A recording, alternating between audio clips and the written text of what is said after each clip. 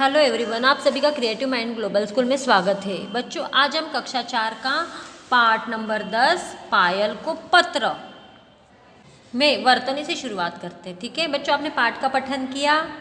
बच्चों, आपको पाठ का पठन करना है। ठीक है, चलो वर्तनी से शुरू करते हैं। दिए गए शब्दों का अभ्यास कीजिए। स्वस्थ,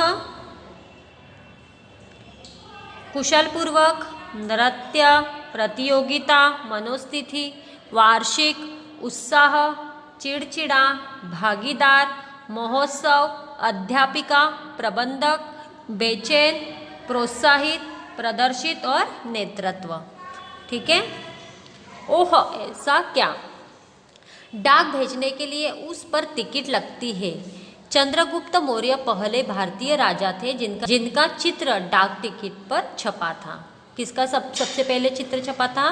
तो चंद्रगुप्त मौर्य, जो पहले भारतीय राजा थे, उनका। ठीक है। दुनिया का सबसे ऊंचाई पर बना पोस्ट ऑफिस भारत के हिमाचल प्रदेश में हिक्किम नामक स्थान पर है। सबसे ऊंचाई पर जो पोस्ट ऑफिस बना है वो कहाँ है? हिमाचल प्रदेश में हिक्किम नामक स्थान पर है। चलो आओ करें एक देखते हैं हम। मैं भी यहाँ पर कैसा हूँ? तो कुशल पूर्वक। मैं डैश रहने लगा था। कैसा? चिड़चिड़ा सा रहने लगा था। मैंने आज तक पूरी कक्षा के समक्ष कुछ भी प्रदर्शित नहीं किया था। मेरे इतने अच्छे प्रदर्शन को देख सब मेरी प्रशंसा कर रहे थे। ठीक है, आओ करें एक, आपको पूर्ण करके देखना है। आओ करें दो, दिए गए वाक्यों के आगे सही या गलत का चिन्ह लगाना है आपको। ठीक है। यह पत्र अभिनव ने पायल को लिखा था। सही कि गलत? बिल्कुल सही, अभिनव ने लिखा था। नृत्य प्रतियोगिता में भाग न मिलने से पायल प्रसन्न थी क्या? नहीं, वो बहुत दुखी थी। अगले वार्षिक महोत्सव में अभिनव ने नेतृत्व किया। सही। हमें अपनी कमी को पहचानकर उसे दूर करने का प्रयास करना चाहिए। बिल्कुल सही। आओ करे एक, आओ करे दो आपको कॉपी में स्वयं कर देखना है बच्चों एक बार, है ना। आओ करे तीन अभी आपको कॉपी में नहीं करना है। ठीक है। चलो शब्द ज्ञान से शुरू करेंगे आज हम। शब्द ज्ञान में पढ़ेंगे अनेक शब्दों के लिए एक शब्द। अनेक शब्दों के लिए एक शब्द। बहुत सारे शब्दों की जगह प्रयोग होने वाले एक शब्दों को अनेक शब्दों के लिए एक शब्द कहते हैं। इन्हें वाक्यांश के लिए एक शब्द भी कहा जाता है। जैसे बहुत सारे शब्दों का हमें प्रयोग करना है, वहाँ हम सिर्फ एक शब्दों का प्रयोग करते हैं, उसे क्या कहते हैं? अनेक शब्दों के लिए बस एक शब्द। इसे वाक्यांश के लिए एक शब्द भी कहा जाता है। ठीक है। जैसे देखो, विद्यालय में वार्षिक महोत्सव होने वाला था। वार्षिक मतलब क्या होता है? जो वर्ष में एक बार होने वाला। तो हम ऐसे बोल रहे हैं क्या विद्यालय में वर्ष में एक बार होने वाला महोत्सव होने वाला था? नहीं, हमने वर्ष में एक बार होने वाले को कौन सा एक ही शब्द दिया है? तो वार्षिक, है ना। तो ऐसे जो शब्द होते हैं उन्हें कहा जाता है एक शब्द, या क्या कहा जाता है? इन्हें क्या कहा जाता है? अनेक शब्दों के लिए बस एक शब्द कहा जाता है। ठीक है। ऐसे हम देखते हैं उदाहरण कुछ। प्रत्येक दिन होने वाला, जो प्रत्येक दिन होता है वो होता है दैनिक, है ना। मास में एक बार होने वाला, जो महीने में एक बार होता है वो होता है मासिक। जो रोज होता है वो दैनिक। ठीक है।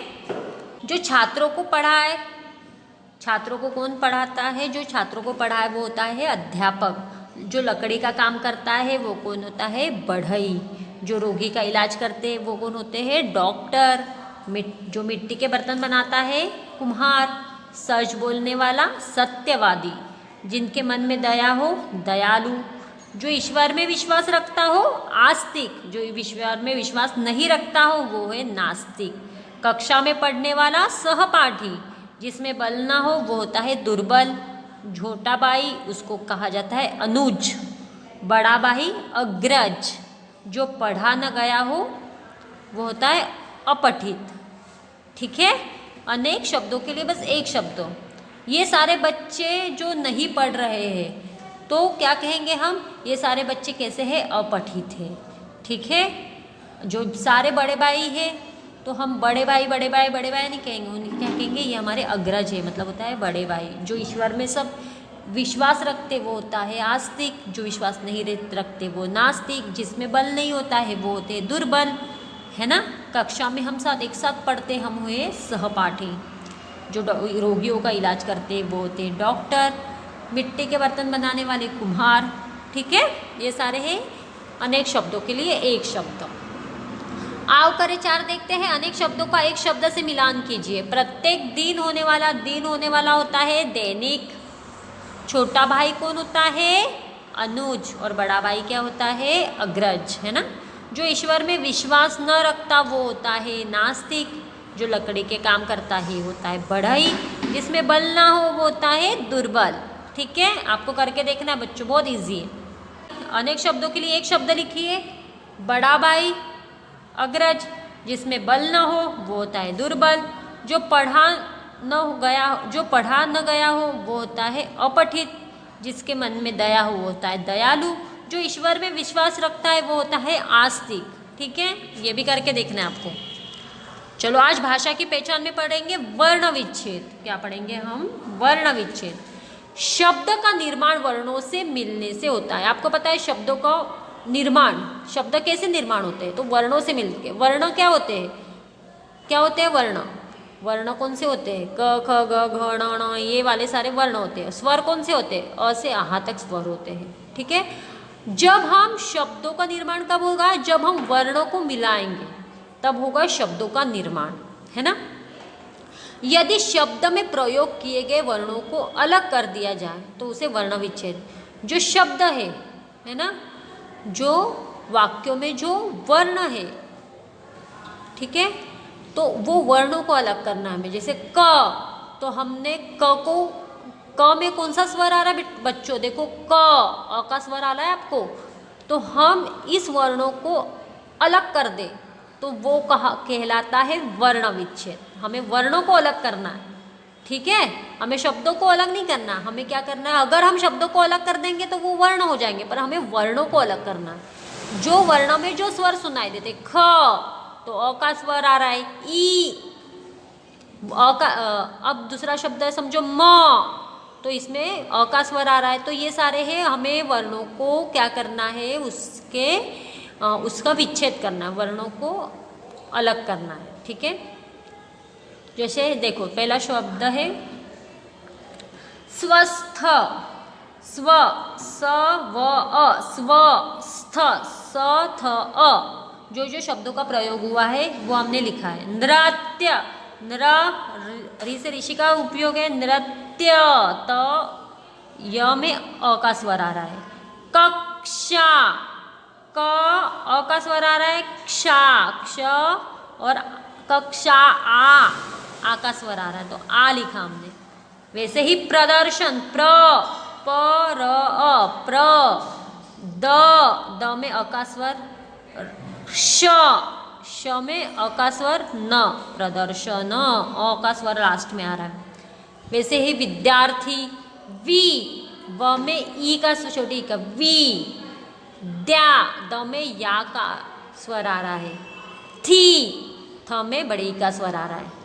वैसे ही अध्यापिका, अ, ध्या, ध में या और आ की आ का स्वर, पी, प में छोटी ई की मात्रा का स्वर आ रहा है, क में आ का स्वर, अध्यापिका। वैसे ही गतिविधि, ग में अ का स्वर, ती, त में छोटी ई का, वी, व में छोटी ई का, धी, ध में छोटी ई का।